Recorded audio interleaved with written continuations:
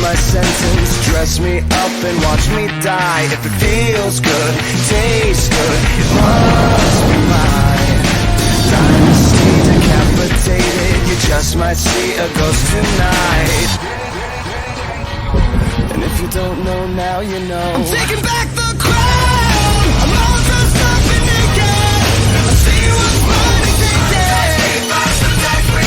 Oh yeah, the crown. Oh yeah, y'all hear the music. You already know the summoning has commenced on here, and the demon is in front of you here. Demon Phil here with Hell of a Show, and we're going to have a hell of a time on here tonight for sure. My guest is in the hot seat in the back right now. Before we get started on this, please remember to like, subscribe, and share. I'm going to throw that out at the very beginning because I want to make sure that everybody gets this shared out so other people can enjoy what's going on. Normally, I go ahead and leave that to the very end, but I'm telling you right now, just go ahead and get it out of the way now because you're going to want to have this shared out. We're going to have some fun with this one. I've been looking forward to this interview for quite some time. So let's go ahead and bring up my guest on here. Here is Alan Dunford. And we got some interesting stuff to talk about. Hello, man! It's so funny. I was watching the, of course, I'm backstage watching the intro, and I don't know if it was the same one as before, but I saw the 5, 4. It was counting down like an action movie, like before someone has to throw a bomb out, and I was just like, "Come on, 3! There it is." Well, I can't have just a quick little thing going over there because then you're over like 5, 4, 3, 2, 1. Okay, fine. Yeah, okay, here we go. All right. No, you got to have that tension going. Like, yes, let's do this. No, it did it to me too, and then it got to 1, and I was waiting for go, and it got to 0. Then I was ready for negative numbers after that. Ooh, I'm gonna have to add that in. Yeah, the first guest that comes up and sees 0 and they're like, finally, -1. No. Yeah, no. It's like a 45-minute intro. That's all it is. We're already having fun here, but go ahead and let them know who you are, what you do, and what you're working on over there. Hello, everybody. My name is Alan Dunford. I am what you would call a writer. I don't even know if I call myself that. We just kind of throw words at pages until we feel like they stick or form something coherent. But the books that I've worked on that have already been out is the Pocus Hocus series, and most recently Grandma Chainsaw, which that just concluded on Kickstarter. And we are also working on the Horse and Hell series that's kind of coming up here in the future, but we have an ash can of that available, so it's a first 8-page preview that I sent over to Phil. He got a chance to read that. Yes. And we had a story in Roseblood Manor through Bad Bug. If you guys happen to watch that interview, I was on here for that as well. Yes, absolutely.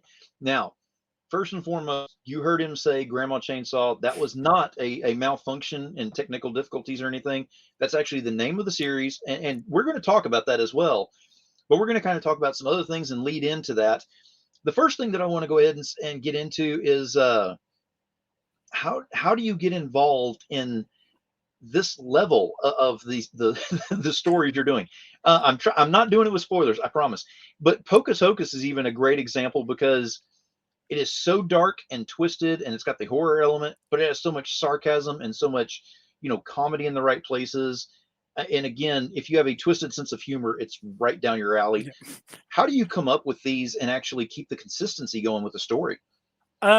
So having fun is the first thing, right? Me and my co-writer Will, if we're not having fun, then we don't feel like we're doing it right. If we're not making ourselves laugh or trying to push the envelope on what we feel like we can get away with, then I think that we're doing ourselves a disservice because I'll get into this here in a minute.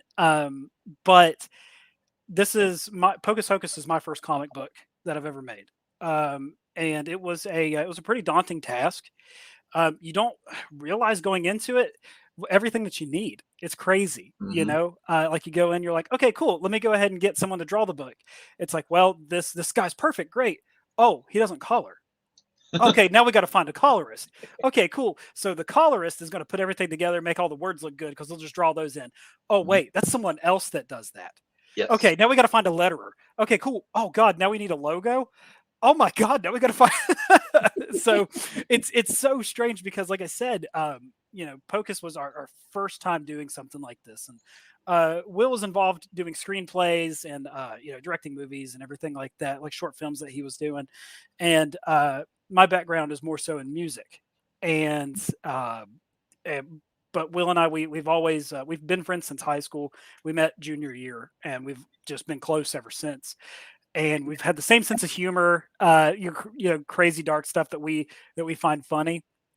And I just approached Will with the idea for Pocus Hocus, and it was during the 2020 pandemic when the idea really came about. I wonder why, you know.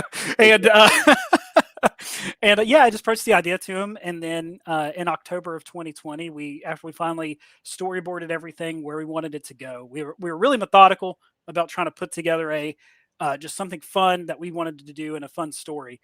Yeah, we put it together, and then we found Brian, the guy who we felt like was right for the job, and then we found Jason, our colorist, and Dave, letter designer, and now we're all still just working in harmony, in a hellish harmony.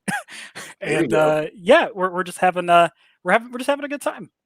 Now, before we get too involved in what Pocus Hocus actually is and everything, you had already mentioned about, this was your first one. You were coming into it. You didn't realize how much was involved and how many different hats you were going to be wearing, because that was, the Mad Hatter's got nothing on people who are creating comics. I'm telling you right now. Yeah, absolutely insane. Yeah.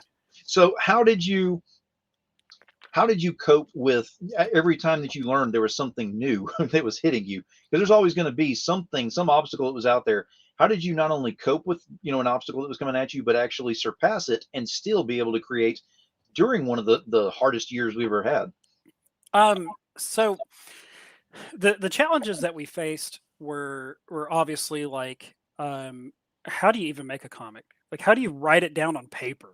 Yes. And that was something that Will and I, we had no idea what we were doing. And I remember whenever because we write all of our comic books like a screenplay. So we'll write panel 1, Pocus enters, and then off screen, and then we literally write it like it is a screenplay, or like you're reading it for a television show.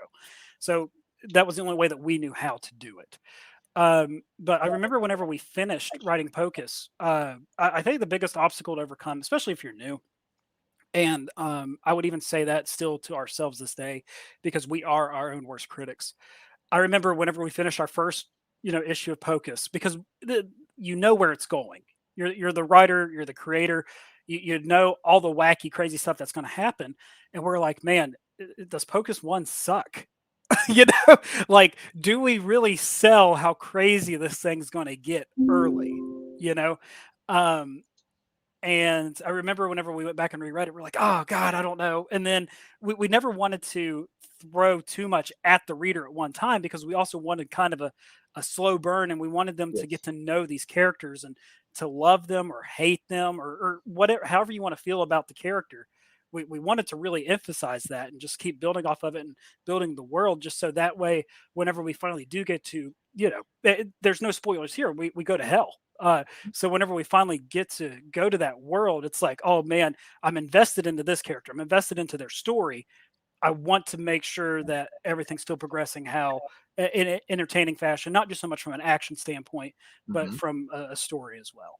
And I think, again, like I said, we were, and we still are, our own worst critics, because we hold ourselves to a really high standard, because people are out there giving us their hard-earned money.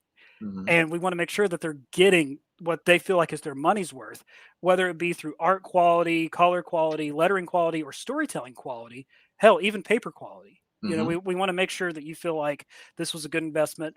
If these guys take care of their backers this way, I want to make sure that I come back for more. Exactly. And that's the perfect point to have on there, is to not only provide the product, but to make sure that the backers are coming back, because all the way through fulfillment and all the way through the point whenever it's over and done with, and you tell them, okay, enjoy your breath right now, because it's very short lived, because we got another one coming very soon. We want to prep you for that one.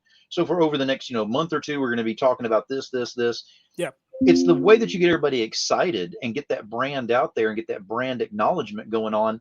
And you've definitely got that going, which actually attracted a little bit higher up on the tree as well, because your publisher is Source Point Press, correct? Yeah. Source Point Press picked up Pocus Hocus and Grandma Chainsaw. And we were pretty floored, because we always thought that just doing Pocus was just going to be like a one-off thing we did just for a hobby and just to kind of have fun with it. And if people liked it, great. If not, hey, this was just something for us, right? Um, yeah, it's the reception's been unreal, and it's kind of crazy because um, I don't want to say it was a lackadaisical approach, but it was just we're having fun. And this is just, and I think it comes through when you read all the books and Oh stories yeah. that we're going to talk about here coming up. But and I think that that's also a key selling point. Like, because I think if you crack a book open from us and you look at it, you're like, man, this is wild. It's crazy. It's so stupid. But these guys are having a blast. And as we're going through from this point on, I've actually got some art that we're going to throw up here while we're having some questions going on. It doesn't always have to focus around the particular art that's up here, but trust me, it's going to get some attention. So for the watchers, I don't know what he's going to throw up. No, he doesn't. Yeah, or throw up yourself. I don't know if exactly. Phil might throw up while we're on stream. I don't know. You never know. But yeah, all the art that he's about to show, I'm going in blind. Exactly. So, yeah, this is fun. I love my show. Yeah. So, I mean, the first one that we're going to go with is this is what kind of starts the entire story right here. It's just I mean, he's just, minding his own business, sitting out there. It looks like there was someone that left a nice little mark in the woods out there. He just needs the candlelight to be able to see. Mhm. And it's just one of those books. It looks like he's probably going to open up Pocus Hocus #1 and start reading. I mean, it looks like he's having a fun time. He's actually he purchased the new Nicholas Sparks novel, and this is just the only place where he feels like he can enjoy it. Right. So this panel or this panel page, this is the first chapter page for Pocus Hocus 1, and it is, I believe it's page 2, and this was when we knew, like, yeah, page 1 was awesome. Don't get us wrong, but this is when we knew that we got the right guy for the job, and that was Brian. Whenever the inks came back for this, we're like, yeah, this is it. Just the feel of it, and I think this kind of just really sums up everything, right? Oh yeah. You know what you're getting into. There's a book, a pentagram, some candles, a guy wearing a top hat that says Showtime. Yes. It's like, okay, yep, Yeah. sold. Let's go. There you go. I mean, what else do you need on that one? I mean, that's show done right there. I mean, we're good. But I mean, in the spirit of 2 a.m. infomercials, let me go ahead and start with but wait, there's more. Because if you thought that was awesome, having the black and white and being able to see that level of depth in the horror and everything, this thing really kicks it up in the right areas with color that pops out at you, that draws you in. Whenever there's magic involved, it really almost has like a beyond 3D, almost like a 4D effect where it pulls you into the book itself. How did you come up with the idea of actually straying away from strictly black and white and going to some of the colors in there that are pulling you in? From where we were doing character driven, originally the idea was the whole thing was in bright full color. And then once we were bouncing ideas off of each other, we decided, let's not do that. Let's try to stand out in a different way, right? Because let's corpse bride it, right? The underworld, the magic, that's the excitement. That's what we're here to see. Yes. The world we live in is so boring. Let's make up a fake one, right? So we decided to, anytime you see any color on screen, it's magic involved, or something demonic, or something not of this world. And that was I think that was a choice that we were all really happy with. And once it kind of came out of one of our mouths, it was like, yeah, okay, this makes sense. Let's run with this. And this is a screenshot of the actual plan as they were writing it out. This is how they came up with the idea for the entire thing, was just out this right here. Yeah. So this panel is really funny because whenever we wrote it, it was like, okay, this is gonna be a splash panel, and this is the demon giving his plan. And the note was to Brian, make it look like a child drew this. Yes. And this looks like Charlie from It's Always Sunny just got a hold of this and just drew a plan. And it's so funny because you could kind of see what the plan is. Oh, yes. Like, if you take, and that was something that we always try to focus on as well. If you remove all of our speech bubbles, do you still know what's happening? Can you still figure out the story, and is it worth your time? Because you know, how I look at a comic book, and this may be wrong, but if I go to my local shop, oh, this cover's really interesting. Let me open up this book real quick. I'm not reading it first. I'm looking at the pictures, Mm-hmm. and I want that to draw me in because I love art.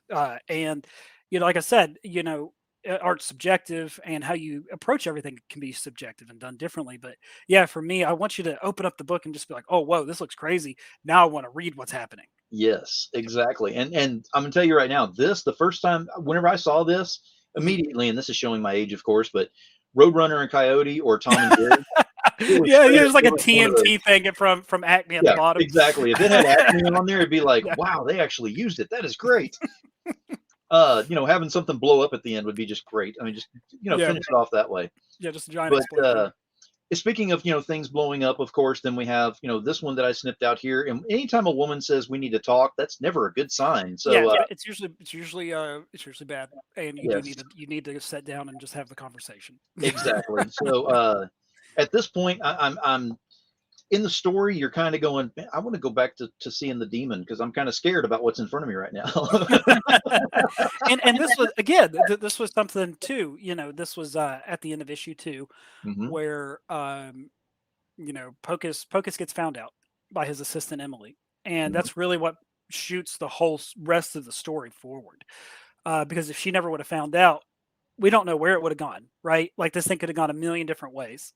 But yeah, so obviously she's holding something magical and powerful there, and as you can tell, it's the damned contract.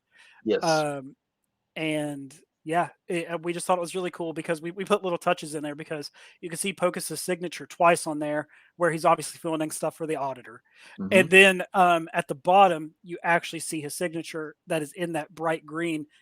That's the thing that's binding. That's Hmm. the magic of it. And yeah, it's little stuff like that that we just really like, small details like that that we like to And throw that in. attention to detail definitely does it. And you see things like, even with this one right here, where you're Mhm. actually seeing where they're being thrown into, well, they're sent to hell. So I mean, they're Yeah. actually, this is that never ending fall that happens that a lot of people have done on there that is kind of funny to a degree, Mhm. but you just kind of look on her face and she's terrified on his, and he's just like, oh, it's another Tuesday. What is wrong with Yeah. this place? Yeah, and that's one thing that we love about the dynamic between Pocus and Emily, is because Pocus just doesn't care. You know, Mhm. he has his directive in mind, he has his motivators, but he doesn't care. And Emily is like the only good person in the whole story. She's our one that's pure of heart. And speaking of being pure of heart, that's something that even in this page we try to throw that small attention to detail, because coming up in the next like page or two, we actually talk about it. As you can tell, Emily's in color as she goes Mhm. further down, and Yes. Pocus remains in black and white. Yes, and I definitely I noticed that as well. And then we get to this cute little guy here that everybody is just absolutely terrified. Yeah, I mean, man, that next we have page was awesome. cats here, and I can kind of understand, because we'll be getting ready for bed or whatever, and they'll try to run inside the door or whatever, and it's like, no, no, no, no, no, no, we Yeah, don't want you in here. It's dark, and I can't see you, and you do things to me. Um, but I mean, I'm guessing that's what happens with this one here. But if you want to find out, you have to kind of read the book to find out. Nanner, nanner. yeah, But it was awesome how you took something that is so innocent and so just cute looking and everything, and you did something to yeah. it. This was something very fun to do, and the cat joke, we just call it the cat joke, Mhm. was something that we had. I think it's wild because whenever we were brainstorming initially the concept, it was also a ton of, wouldn't it be funny if we did this? Wouldn't it be funny if we did something like this? And then we just had like a bulletin board of just ideas that we thought was funny, but it was crazy how the story kept just, it seemed like it wrote itself. And we Mhm. were able then to plug in some of these jokes that we thought were funny, but it still made sense. And we never want to throw in action for action's sake. We want to throw it in to move the story forward. Right. And for those of you watching, believe it or not, this actually moves the story forward for everybody, and Yes. it needed to. It was very necessary for Mhm. even just this one picture here to lead into it Yeah, because yeah, you're just gonna have to find out. I mean, you yeah, got to go over. You got to back this thing and figure out what's going on with it and find out from there because I'm not gonna tell you. It's just not gonna happen. Um, and then of course we go into a seance, and she's mhm, just so prim and proper about it. Just that's cute. yep. Um, This because character design, I was so happy. Oh yeah, I how mean, this turned out. seances are, so prim and proper and cute, and just, every little child does that with the stuffed animals, don't they? I mean, that's not a Yeah, tea party, that's yeah. actually a seance. So the seance was actually one of the first things that we ever wrote. Whenever we were doing this, because Pocus performs a seance, and he summons someone that he didn't mean to during the seance. Um, that was something that we wrote like crazy early, just because we thought of how funny would it be if this happened, Yes. right? And the say we of course we couldn't make it fit into issue 1 or issue 2 or issue 3. It's like, okay, it just doesn't make sense. Hmm. But it's like, okay, well, how are we getting to our next place where we need to get to? And it was like, oh crap, we still have the seance thing we could do. And it was like perfect. And then we were able to make our Oracle character. Yeah. And we absolutely loved her and how her design turned out. And then we were able to be like, oh, this is great. Now we can do this because she will have to do that to catapult them forward. Yes. So yeah, we hope anyway that everything made sense and read well Oh whenever yes. we had on this. So this one I chose because this one, as soon as I saw it, it absolutely screams Alice Through the Looking Glass. It just Mhm. has that feel to it, the Jabberwocky back there. Uh, but it fits with the story and the way that it's headed and the way that it's going and all. Again, not giving any spoilers, but that the little bunny that's running out of time or whatever, another Yeah. key character. Just keep that in mind. Yeah, Kit Wallace, he's the one that did all of our variant covers, with obviously with Horace in it, and he's been there since issue 1. That was the first picture that you showed after the summoning Hmm. scene, where he says "Showtime." That was actually the first cover that Kit Wallace did for us for issue 1, and we cannot thank him enough, especially for a bunch of people just getting started, Oh yeah. and it's just been yeah, we've all just had a good relationship ever since.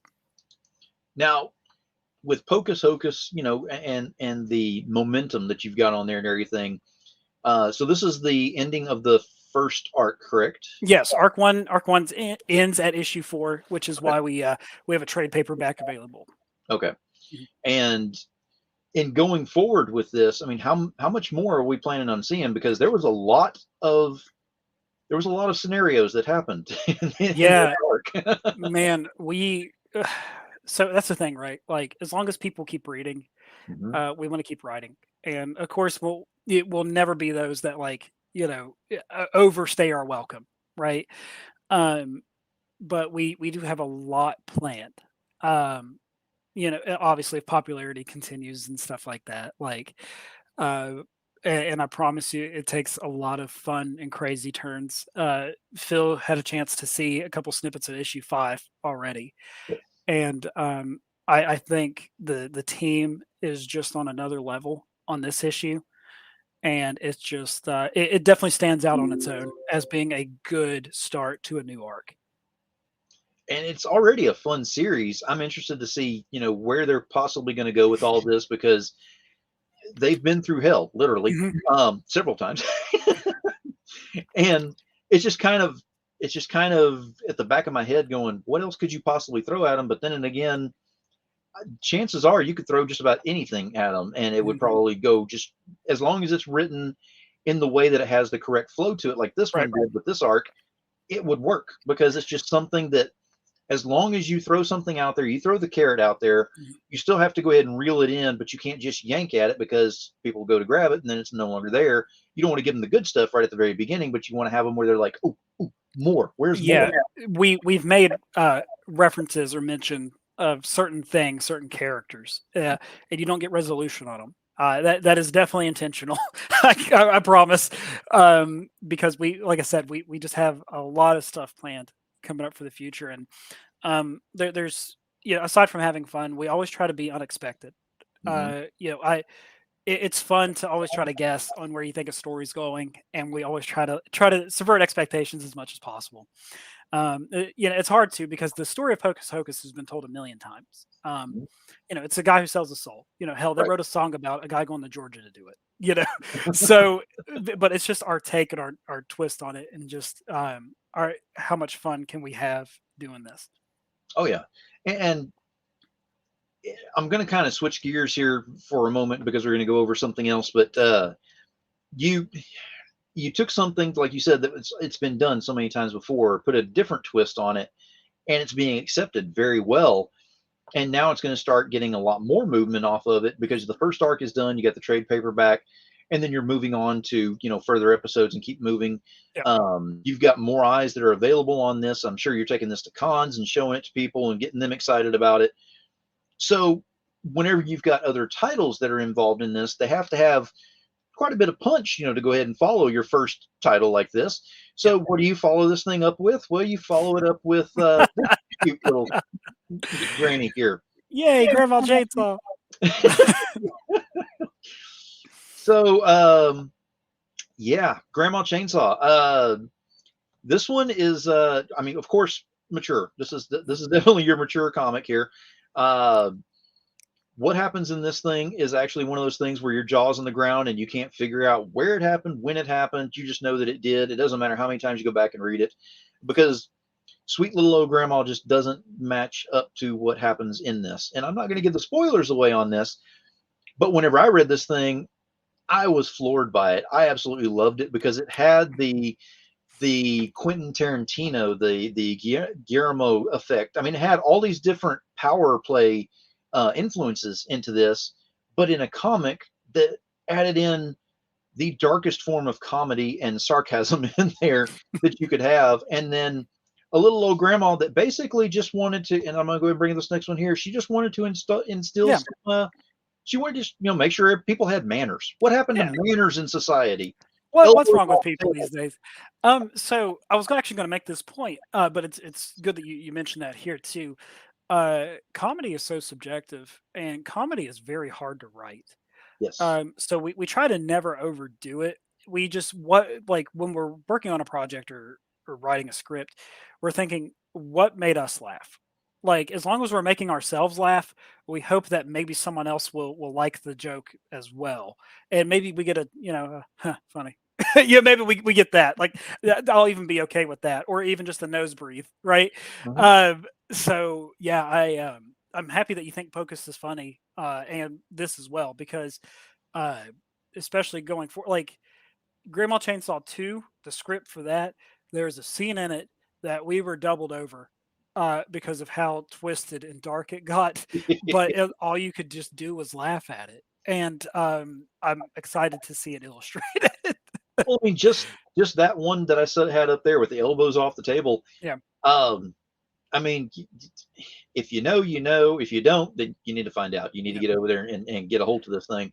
But because she took it to that level, I mean, because we've all had a grandparent who is just so strict on the old school rules, and it's like, don't chew with your mouth open, ask to be removed from the table or whatever type thing. So whenever you have that and you have those memories, okay, fine. But then you take that to a horror level of a little old granny who's sitting there who actually just becomes almost demonic in nature about pushing these values. And that's the ironic thing right there, is demonic grandma pushing values. I mean, it works too. It sounds like it would be the most chaotic thing ever to put on a page, but it works so well. And then whenever you see the end result, you're just kind of like, that was great.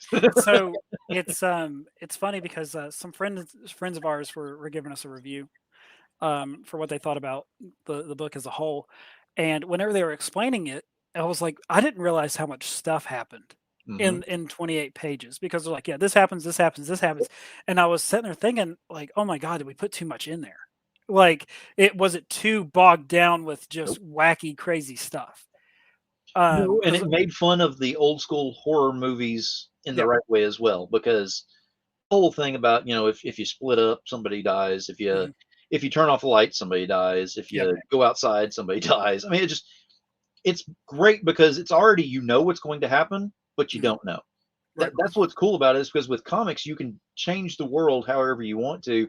And to actually have a character, Grandma Chainsaw, I mean, come on, Grandma Chainsaw as the title. Come, work with me on this one, because you can't pass this up.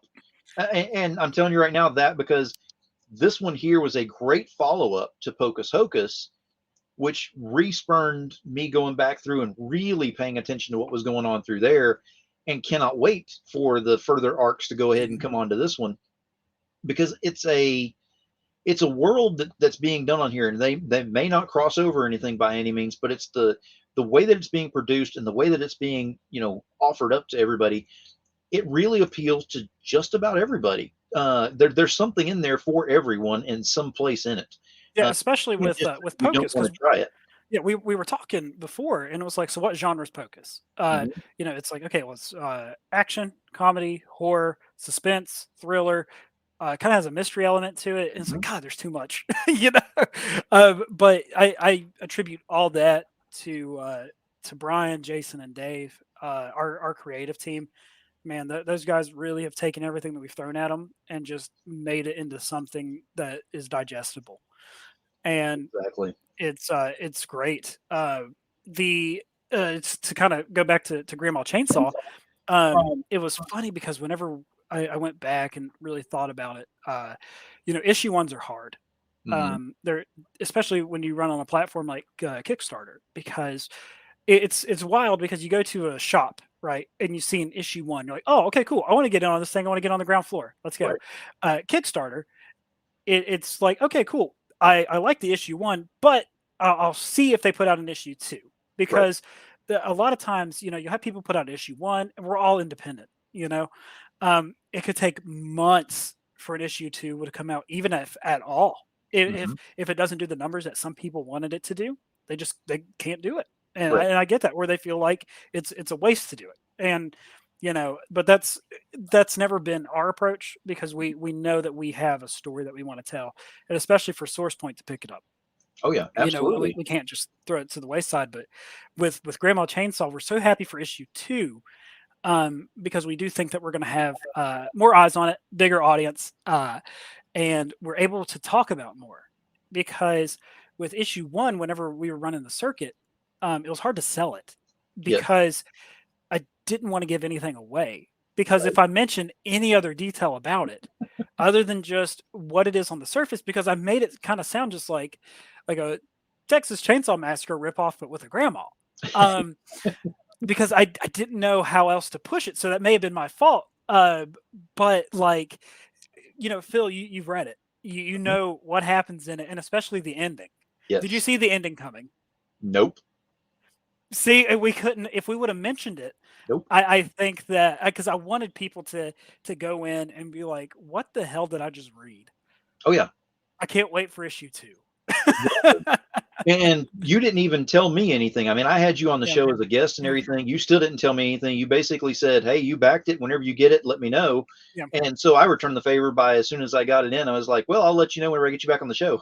yeah, yeah. And then again, man, I'm so happy that you liked it, because I really feel like there's so much in Grandma Chainsaw that is, it's so fun, and the situation that presents itself even at the end, and even just a little bit before then, with how crazy it gets. Oh yes. I think that it leaves with enough mystery and suspense that you're like, okay, I get it, and I'm on board. Exactly. Let's see what Hazel's up to. And see, I can definitely see where people would show up at cons and dress up as Grandma As Chainsaw. As Hazel, yeah, I know, terrifying as man. it would Yeah, be, that would be awesome to see. yeah, I would absolutely love that. It would be a dream come true. That would be. I mean, Hocus Hocus, I could definitely see that as well. I mean, there are variations that are out there and everything, but Grandma Chainsaw, that is just. I mean, don't try to go into a con with a chainsaw. Let me go and throw that out there right there. Yeah, make Don't sure it's do just that. styrofoam. You'll be all right.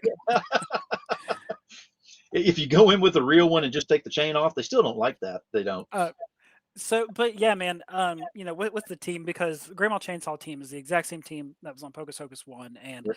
we use the same team for the Wondering Man as well. Okay. Uh, yeah, we all just love working together.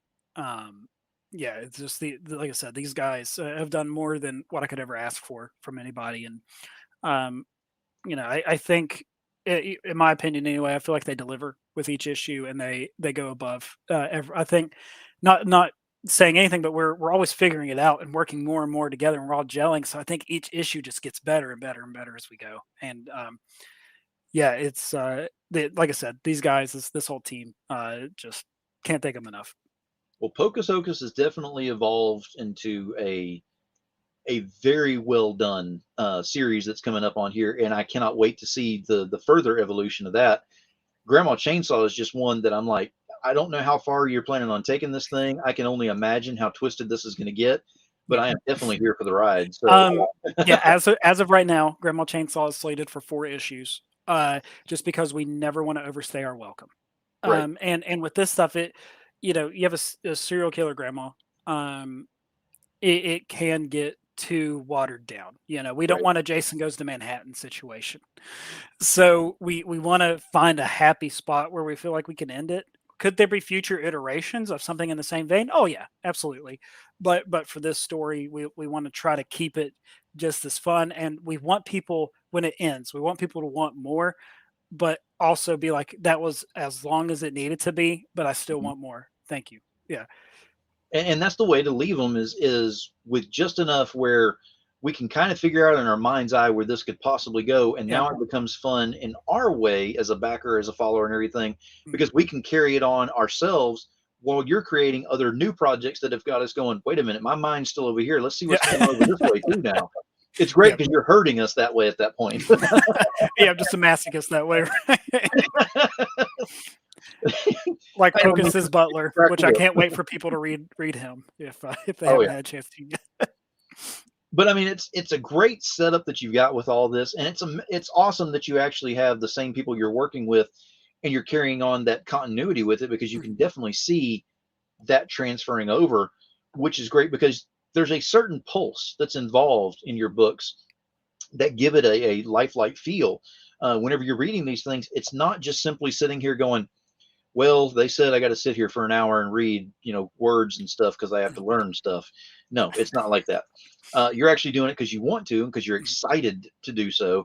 That's why you pick up these books. These are not ones where you sit there and it's a learning lesson by any means. It's just fun. That's all it Yep. is. But it's definitely something that will make you sit down and go, never thought of that way of actually looking at it. So your perspective is opening up the mind's eye on some people out there as well, because I'm as dark as twist as they get. I mean, Demon Phil is the name, and what do you think?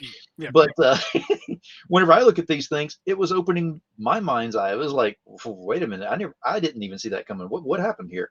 And then it makes you kind of go back and reread some things and try to find where you twisted and turned or whatever, and you can't find it. So kudos to you for being able to do that and being able to present it and keep going with the story, because you've gone 4 issues in with Pocus Hocus, and I'm salivating, waiting for issue 5 right now, and seeing what else you could possibly do to these people, because this is awesome. Yeah. Thank you. Yeah, we're going to be launching Pocus 5 at the end of January. Because coming up, we actually are doing a Solus edition for Mhm. Pocus Hocus. This was something that just kind of sprang up. We were like, well, we want to keep, we want to do something for the fans and for ourselves. Mhm. So why don't we do a black and white version with lettering, and we'll actually make it hardback, and we'll throw in all of some of Brian's concept work, and we'll throw in character models because I love that kind of stuff. Like I'm a Yeah. huge sucker for those types of things. Because originally we were wanting to do a hardcover of the trade, but at the time when we launched the trade, the paper shortage was insane. Right. The cost to produce the trade in full color with 114 pages was astronomical. And we would have had to charge like $40 a trade Mhm. for us to even be able to, cover the cost of shipping and ordering. And like I was just like, man, that's just not enough. And plus, it was like, 2 months out for whenever we would even get them. So I Mhm. was like, I don't want to do that to our backers. But now that it's definitely calmed down a little bit, we were able to do the black and white. But it's like, well, why don't you go back and do the trade in hardback? I wouldn't feel comfortable with myself if I did that, Mhm. because I never want my backers or my fans, however you want to look at it, I never want anyone to feel like they got duped, right? Right. Because some of the people that were maybe thinking, oh, I'd rather have a hardback, but this is all they're offering.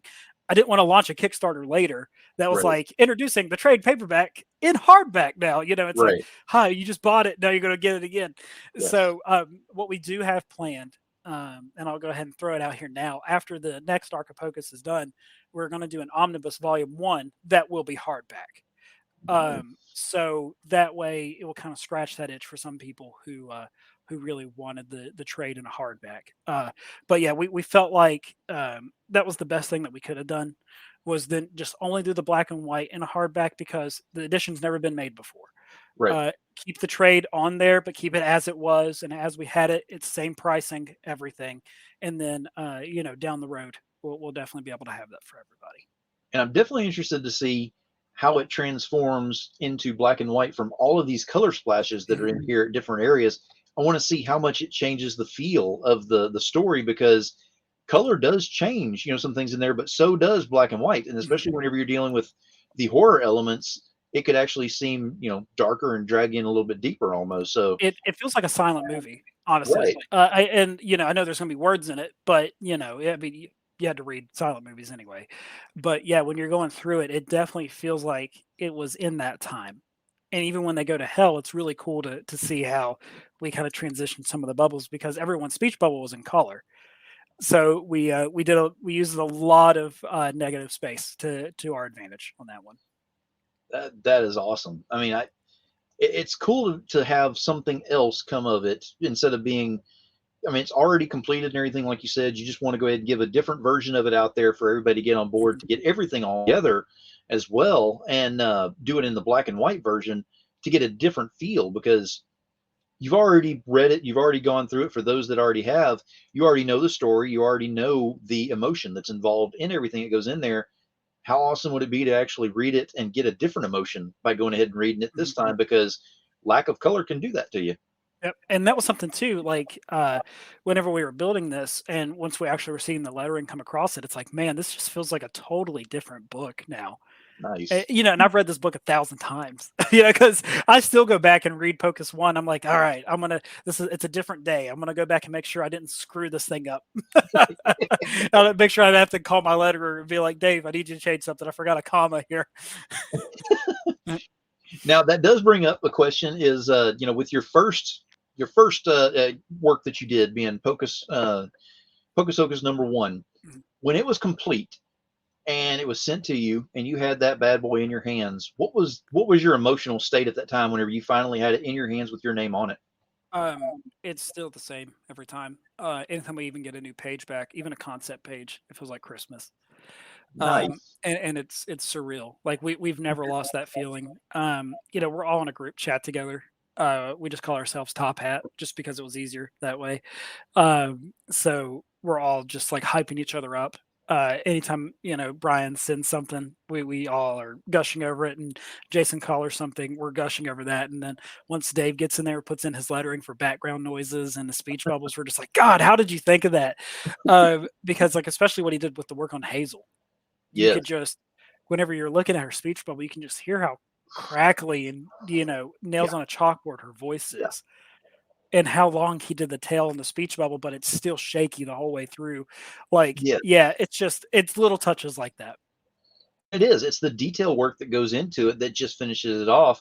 And you hit the nail on the head whenever you said everyone's in this chat and going through and building each other up as it's going through. So as one part is done, they get excited, everybody builds each other up, someone puts theirs on, so on and so forth. The way that works and the teamwork that's involved in there actually shows through in the finished product, because it comes out golden. I mean, this thing is awesome whenever you're able to hold it in your hands, read it, look through it, and get that feeling, because then you start kind of getting that side feeling of, this is not just a piece of a project, with a dollar sign attached to it. This is actually something that somebody put in my hands because they believe in it, they love it, and they have the passion enough in the industry to put this thing out there. That's great. Yeah, thank you so much. Do you happen to have the Solus behind the scenes look? I do. Let me bring that up. Let's see if we could go through that together. I'd love to just kind of, for your watchers, to kind of give them a sneak peek before we go live. I've got like 27 million tabs open, so give me just a second. Oh, perfect. I've actually been doing interviews since 11 o'clock this morning, and you are my fourth one, so this has been a fun day. God, I'm so sorry. Oh, I'm a machine. Don't go. That doesn't mean I'll keep doing this. This is like the last day I'll ever do this again. It's one of those where you look at it going, this will be fun. Not as much. But let me see if I can find it on here. Actually, if you can send me that link real quick, you probably got that. It's actually in our chat. There we go. We got private chat. Yep. There you go. Let me get this Give me just a second here. Yeah, you're fine, man.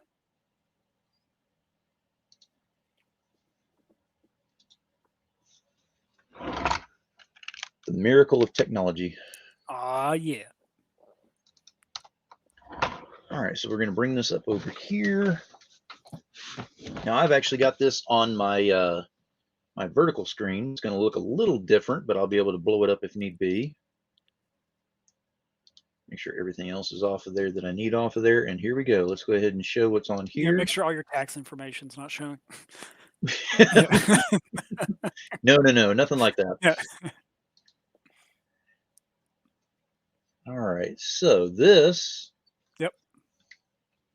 is the actual the campaign for Pocus Hocus 1 through 4 Soulless Edition here. Gorgeous looking. I mean, right off the bat with the black and white on there, as opposed to, you already see the difference between, you know, the color and the black and white, and you can already see the feel that comes out in that just from the background that's on here to what's on this right here. So we decided to run the campaign just for 21 days. It's a quick hit campaign before Pocus 5 comes out. And we love this little blurb that we put in there because that's right, because no one asked for it. Here's the Soulless Edition. Because, you know, you see a lot of people, you know, it's like, are you guys pumped? Here it is. And it's like, dude, no one asked for this. This was something we just made for off a quick whip, just so we thought it was funny just to throw that in there. And it is. I mean, it shows more of your personality coming in something that you love and why you're doing it. Again, it's not the dollar signs. It's more of, you know, we know people are going to pay attention to this just because we are showing the passion we've got into this as well. And that cover is absolutely sick. I'm going to stress that right now. Yeah. Oh, Brian did such a good job. And again, like you said, Phil, it's the different feel going from that cover to even it just being colored in the brass and brown that it was before. This is just nuts, right? It is. I mean, and the detail in that, it looks like it's a 3D printed cover. I swear y'all are going to send this and it's going to end up being, you know, like popped up and it was got to have all of the depth to it and everything, but it's actually going to be just a flat cover. And I'm like, how? So Brian is awesome at what he does with that. Yeah, man. And then we just, obviously, quick summary. This is when you're developing Kickstarters, you always have to keep in mind new and old, right? Yep. And you know, we always want to make sure we're taking care of people that have been with us since day one, but we also want to be welcoming, and we don't want to make it look like it's something, because you see some campaigns and it's like issue 8. And you're just like, I look at it, I'm just like, oh my God, I don't even know, like, where do I begin? So we always want to try to have like a good breakdown of what each issue has had before, and just a good, fair price point too, if you want to get in, and how issue, the next arc starts. We do a brief, kind of like last time on Pocus Hocus, like, but we do it in a way that makes sense to the story. So we try to make sure we hit the high points.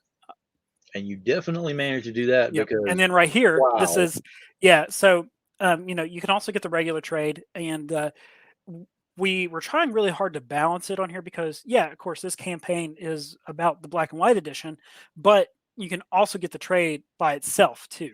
And we didn't know how much to show versus how much not to show for the trade, because I didn't want to make this just a scrolling fest, like when it's just page, you know. Right. And I mean, the pages are absolutely awesome, and then you go into the different, different ways you can get that awesome cover on there. That metal is absolutely sick. That thing would actually probably summon more than just me. Yeah. When you open it up, your furniture starts floating.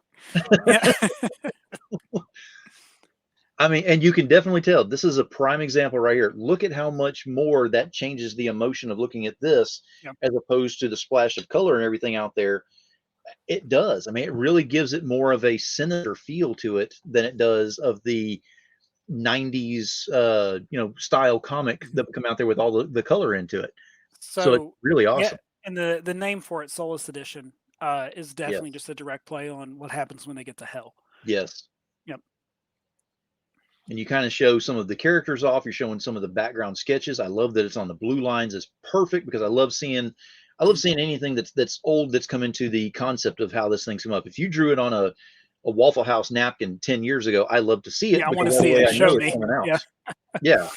So it was so cool because I remember I told Brian this idea that we had for it, and then I already had concept pages, but then he just sent over all these character designs and all this stuff that we didn't know he had, and there's a lot of surprises that you guys are going to see Mhm. inside of the book.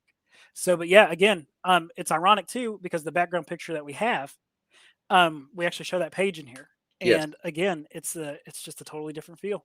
It is. And even this, I wanted to bring up real quick because whenever they're actually falling into hell, and we even discussed just recently about, Hmm. she's got the look of terror on her face. He's got the look of it's just another Tuesday. Hmm. But in this one, it's almost like just by, deleting the color out of there and making it where it's more just the vast of the black and white, his own face changed on its own. I mean, it Yeah. actually has a different expression. Yeah. How wicked is that? Yeah, man. I just, I can't wait to have this thing in my hands. No kidding. And then, this is the meat and potatoes Hmm. of the whole thing, right? So $20 to get both versions. You get the regular Hmm. PDF and the black and white. We always again try to make sure pricing is fair across all campaigns because I don't want to do something and then someone go back and be like, well, if I would have just waited a campaign, Right. I could have got it for this price. So we always try to make sure our pricing is reasonable. Um, So then, yeah, starting off $25 for the physical trade paperback, $30 for the Solus hardcover edition. Hmm. Yeah, That is awesome.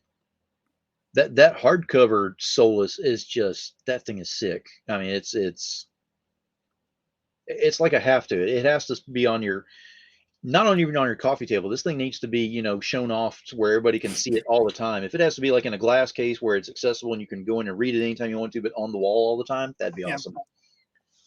I'm gonna have to do some shopping. And then the hollow foil trade, that's $50 for that one. Yep. Um, and it's funny because like Pocus Hocus #4 was the first time we ever did like hollow foil and metals and stuff like that. It is very expensive to order these things Yeah. because they're all typically, yeah, you get a discount when you order more, but it's not as much as you would hope.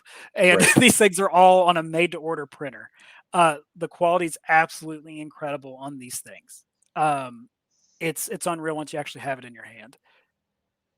And then of Actually, course this one you Phil, throw in hang the on. I'll be add-on. right back. You do some talking. Do Okay. day to day. All right. Here we go. Dance monkey dance. We're gonna do this. All right. So the hardcover, like I said, absolutely gorgeous looking on there. You've got the foil that's available, the regular that's on there. All right, Phil, you can quit talking now. Okay, I'm stop talking. Yeah. So this was the hollow foil of Pocus Hocus #4. We ended up having one of these left, and Oh, just nice. it's just crazy, right? Once you actually have it in your hand, and then Wow. we had a hollow foil. This is the trade. Oh, Yeah, and they even it's kind of hard to tell right here, but it's oh, even you can all, see it. Yes, the yeah, border. even on the spine a little bit too. Oh, that is awesome. And then this was the piece de resistance. It's kind of hard to tell on here, but this is the metal cover.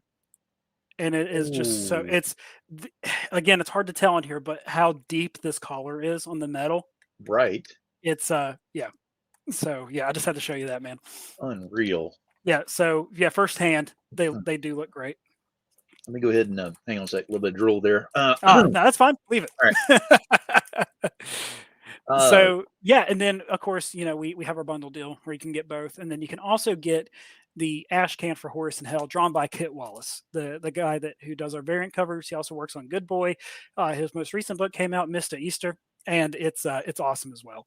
yes. And Phil, did you have a chance to check out the Horus and Hell story? Yes, I did.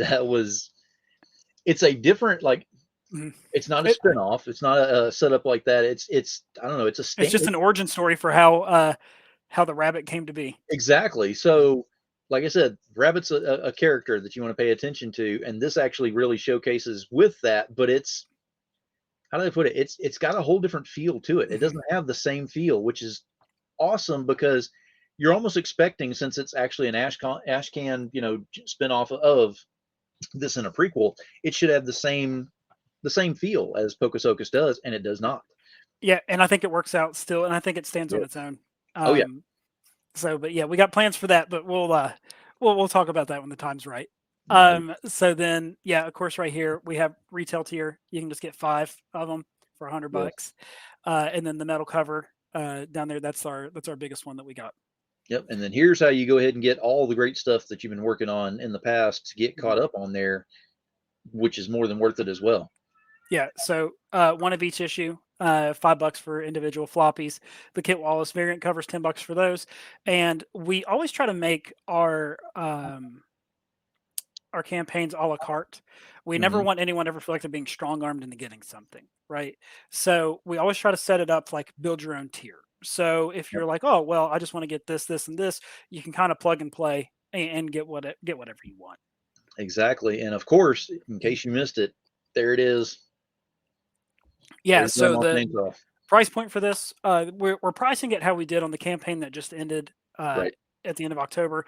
$5 for the PDF and $10 for the physical. Just because, again, like I said, we never want anyone to feel like they were cheated on anything. So yeah, we're happy with that. And again, it's also catering to new and old backers as well. So again, our fans are our number one priority. And everyone needs to pay attention. Again, detail is a big thing on here because of course, you're talking about, the story and kind of the synopsis on there, but this right here, evil has a perm. That is awesome. And of course, we go into who all is involved in this Mhm. because it is never a one-man job on this. Nope. You always give credit where credit is due, and that is great that everybody looks so excited to be a part of this. Yeah, these for real, these guys are more than we could ever ask for. And we're also happy with the black and white book, and I hope everyone else is too. The book itself is ready to go; it's ready to be printed. So as soon as the campaign ends, or we kind of have an idea where it is, we'll be able to go ahead and place the order Awesome. to get everything to our backers as soon as possible. Ideally, we wanted to have everything in everyone's hands by Christmas, but we never want to guarantee that. Right.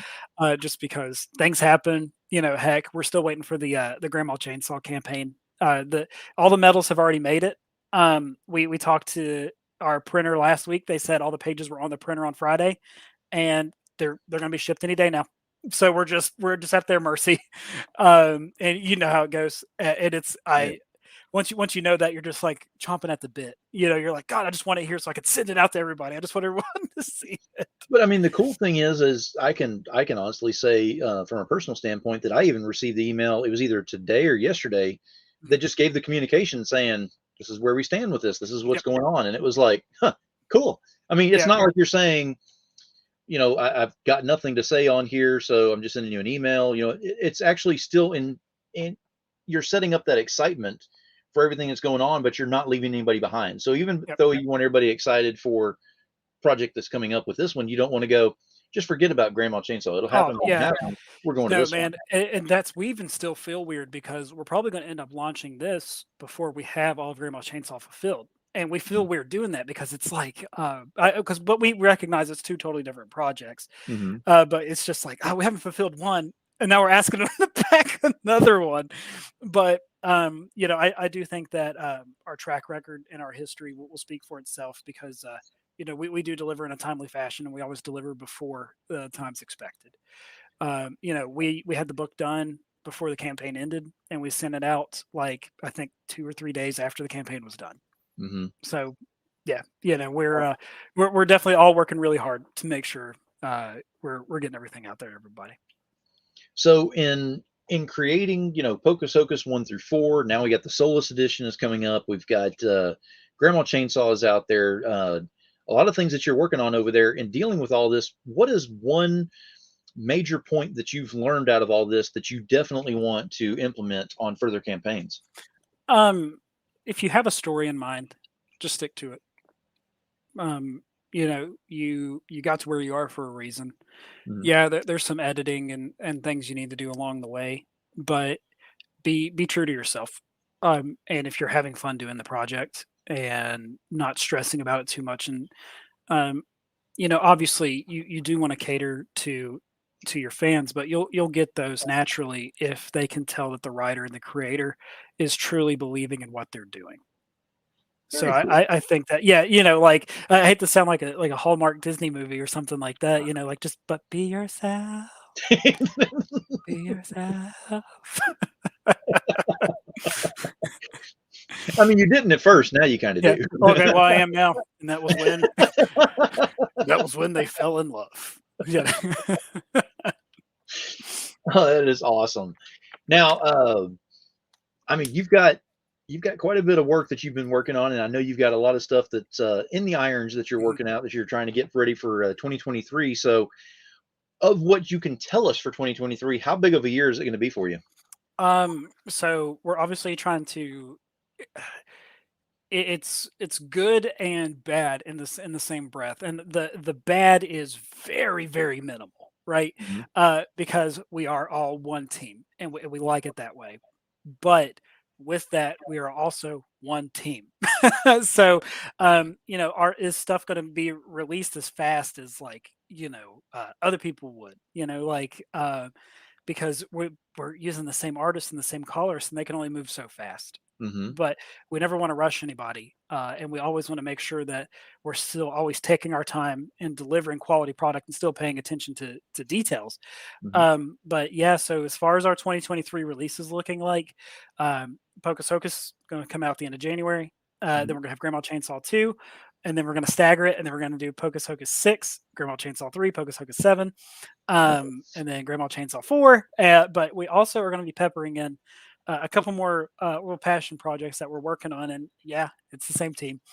But we have some pretty wacky and crazy ideas coming your way.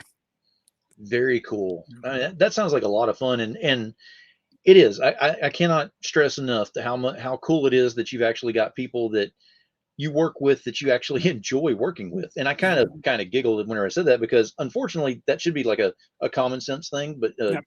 people just don't think how serious that actually is. That people enjoy what they're doing. If they come to work and they don't enjoy it, you never get their best work.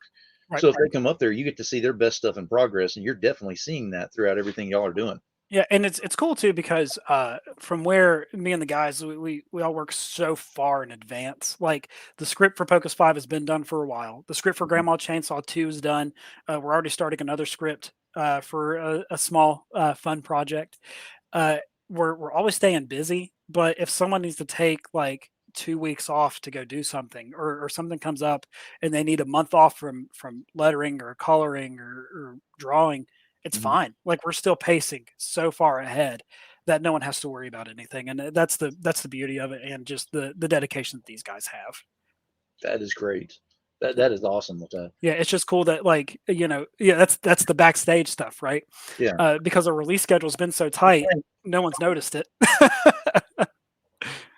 Yeah, I mean, it's definitely. I mean, it seems like everything's running as smooth as it can be over there. So Mhm. whatever y'all are doing over there to kind of show everybody that everything's going great, even though everything's on fire in the background or Yeah. whatever. At the time, whatever you're doing is working. So just keep doing Oh, the same great. thing. Yeah, thank you. I really appreciate it, Phil. No, I mean that's you see a lot of people that, and I don't know why, but they feel like they should go ahead and post every little negative thing that's going on with the campaigns or with the project or whatever. And it's almost to the point where it's like things happen. We understand Mhm. that and everything. But what's really cool is whenever you post up how you have overcome said Yep. negative things. And that's what I see a lot from y'all is y'all are always talking about how much fun y'all are having with things. And you brought up at the very beginning talking about how difficult it was whenever you finally understood that, oh, making a comic. Oh, wait a minute. I'm making a comic. There's Yep. a little bit more involved in that. Mm, And people can get upset just because of the stress and everything. But if you're able to enjoy it so much and able to communicate through it, yep. then you're not having as many problems as some of the other people may be. So that's one of the things that we actually Will and I we've talked about this ad nauseum. Um, because we always try to do a weekly phone call. If we can't, because we always meet together to write. And if we can't meet, we always just do a phone call. Just well, one, just checking in with each other, Mhm. and then two, making sure that where everything stands. Did he get something that I haven't seen? Vice versa. But the one thing that we always want to do is just keep our nose down, right? Mhm. You just keep your nose down and you just make your comic, and it will speak for itself. Yes. And I think that is it's kind of been just like a tenet that we've followed since day one. It's like, man, as long as we're just doing our thing and not concerning we have our horse blinders on, right? We're just focusing on what we got going on, and there's we're making comics and people are enjoying them. It's such a positive experience that it's hard to talk about the negative. And I think the one thing that you'll find is people are more understanding than sometimes I think other people give them credit for. Oh yeah. Uh, Everyone knows we're independent. That's why we're running a Kickstarter. You Mhm. know, this book. I'm not trying to sound like sound like big bad like, but the book doesn't pay for itself. You think comic books grow on trees? So, um, but so it's cool though to see that and to people be like, oh, I believe in this project. I want to bring it to life and to understand still like they know like I have back stuff months ago that I still Mhm. haven't received yet. Mhm. It happens. It's all independent. I get it. But like Grandma Chainsaw, that thing went to the printers the last week of October. It's still there. It's Mhm. killing me. It is eating me alive because I don't want anyone upset that they haven't received their book yet. I promise you, I'm more upset than you are. you know, but again, it's that, like you said, Phil, it's that open communication. Mhm. It's like, look, this is everything that we have. Um, Here it is. And Yep. we got the t-shirts in. They turned out great. We got the aprons in. They turned out great as well. I forgot about the So apron. Yes. yeah, so yeah, it's just literally the only thing we're waiting for is the books. But yeah, we're just, I mean, like I said, we understand that our backers have trusted us this far, and there's no reason, why they should feel any different. We're just making it. There you go.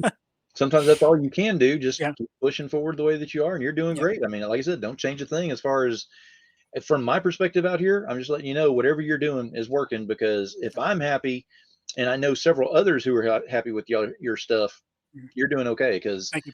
otherwise, people start talking. Because The indie community's small, man. It yeah, is it is exactly. I mean, tiny. Yeah. you learn in sales because I mean, I had 23 years of retail management and sales, and you learn that a good word in sales, will travel to about 10 people. Yeah. A bad word will travel to Oh, 50 to 100 everybody. people. Everybody will see it. So it's always good to go ahead and keep those good things up there and keep those bad things buried Mhm. as deep as you can. Yep. And But good lord, like it's just it's funny just thinking about how much we all care. Like now that you say that, like just thinking about it. But oh no, yeah, just yeah. But again, thank you for oh yeah, keeping me, let me talk your head off for an hour oh I know, man. about all We this. could definitely get on here. In fact, I'm gonna have to. We're gonna have to figure out something like a panel show or something like that, and get Mhm. up there and just really chew it up with some other people and get some perspectives going on some topics and just see how it'll go with that. But I certainly appreciate you being on here. I have looked forward to this for quite some time. Yeah. I'm already looking forward to the next interview. Yep. Hopefully, we'll be booking that here pretty soon, Oh yeah. and then we'll keep going, moving forward with you as long as you'll go ahead and keep coming over here and joining up with us because I love having you on here as a guest. You've always had a great attitude so far with everything that's going Oh on. no, I'm gonna be a total jerk next time I come on. I'm just gonna be wearing a bathrobe, just a black cup of coffee, just leaning back. Phil, you know what I hate? Uh, See, don't tempt me because I'll do the same thing. We'll just look We'll the both same and do be it. like, "Well, this is awkward." Yeah. We both are wearing the same attire today. I see. But I certainly appreciate you being on here. I'm going to give you full screen right now, and you just need to let everyone know why they need to go ahead and just move on over to the link, which is embedded in the feed. Made it very easy for everybody to get over there to it, Yep. and just go over there and support this thing. So let them know. Because you have nothing else better to do with your money. Thank you guys. It's a fun and just cool experience, and we would love to have you join the Pocus Hocus train. And like I said, even Grandma Chainsaw's an add-on on there. We would just love to have you because I want you to see what we're doing because we're proud of what we're doing and we're excited about what we're doing, and we have so many plans for the future. And then you could, if some small chance this thing actually does well and takes off somewhere, you could be like, I was there. I remember whenever they first started. I remember it well. Yeah, I exactly. remember it well. But yeah, so for those of you who do want more information on anything, we have our email address. It's pocushocuscomic@gmail.com. But we've recently started a Substack. Mhm. And we never, don't worry, we don't bog down your email with stuff. We do like to stay engaging, but also informative about what's going on. It is, or thetophatstudios.substack.com. Unfortunately, Top Hat Studios was already taken, so we had to throw in that fancy word, the. But yeah, so that's something that we have been so happy about doing, and it's just another way for us to stay engaged with our audience. That is awesome. Again, I appreciate you being here, Alan, and taking the time to talk about your projects and your passion and what you're doing and everything over there. And definitely looking forward to getting you on for more, the future shows, and hopefully we can get more of the creative team to kind of join up as well if you wanted to as well. Oh yeah, And, definitely. Will would love to come on. We can definitely get Jason. We could try to get Dave on here too. So yes, yeah, Brian lives in the Philippines, so it's definitely a little bit more difficult. true, very true. But yeah, man, I'll definitely send out the bat signal and see how many guys we can get on. Sounds great. Again, I certainly appreciate it. And I'm going to put you in the green room right now. If you want to hang out, I'll be back there very shortly as soon as I get done with the closing statements. Goodbye, Phil. I'll never let go. Bye. Goodbye. And I'm going to push you off the door. Oh, I'm sorry. I had to. No. So I always have a closing statement. Tonight's not going to make any difference. Always about my guest and something that we've discussed, usually something along the one word scenario. And tonight I want to choose focus. Now, why am I choosing focus? Because I've been really trying to catch myself from saying hocus pocus, and trying to get it all mixed up. But focus really kicks in and works because Alan has a ton of focus in what he wants to do on this. But the cool thing is, Alan's not doing this alone. He's got everyone else kind of backing with him on this and working with him on this, and they're all sharing that focus. Now, there's that word that y'all have heard from me quite a few times before, share. So if you share something together, I mean, the possibilities are endless in what you can come up with. They've already shown this with this first creation that's on there being, Pocus Hocus that's on here, and it's actually done very well. First arc is completed on here. A gorgeous black and white version that is coming up that's available on Kickstarter with this. And then moving forward with issue 5 to carry on the story. That's a lot of focus right there. And then on top of that, you got Grandma Chainsaw. I mean, need I say more? The name sells it right there. Just Grandma Chainsaw and you're in. That's what it did to me. But the key is the focus. So as long as you have focus and you keep the positive nature of that focus up there, there's no telling where you'll go. So keep that in mind the next time you decide to go ahead and look at something. Where's your focus on that? See what I did there? So until next time, I certainly appreciate y'all being here. Please remember to like, subscribe, and share today so that you don't miss any of the content. Make sure you subscribe and share it out so we get more and more people to get some eyes out there on what's going on in the indies, because there's some amazing work out there, including what I have had on tonight. Until next time, got to say it every show, keep it indie, y'all.